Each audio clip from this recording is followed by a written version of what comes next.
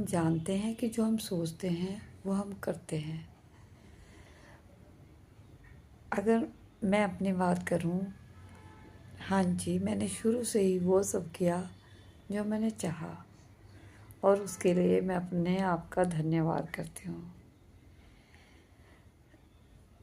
जब मैं छोटी थी, गांव में रहती थी, मेरे मम्मी पापा ने मुझे मेरी मौसी जी के घर छोड़ा हुआ था, और मुझे वहाँ बिल्कुल अच्छा नहीं लगता था।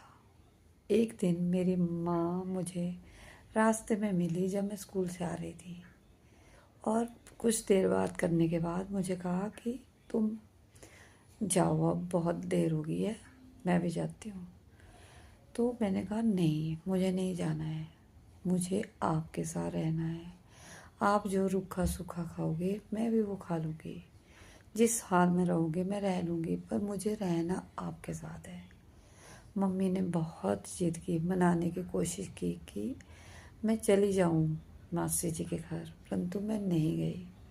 मैं फोर्सफुली अपनी माँ के साथ आई जहाँ वो रहते थे।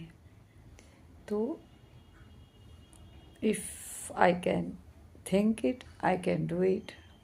ये मेरा पहला जो मैंने चाहा वो किया।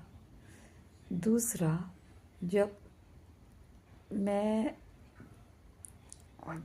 अपनी मैरिड लाइफ में आई तो मुझे काम करते हुए पता लगा कि मेरी सबसे बड़ी वीकनेस जो है वो इंग्लिश है, कि मैं इवन इंग्लिश समझ भी नहीं पा रही हूँ, क्योंकि एज रिसेप्शनिस्ट काम मैंने किया था, और मुझे ये था कि अगर उस टाइम कॉल सेंटर का ट्रेंड आ चुका था कि अगर मुझे कॉल सेंटर में काम करना होगा तो मुझे इंग्लिश आनी चाहिए, और मैंने इसलिए स्पोकन इंग्लिश क्लासेस ज्वाइन करी।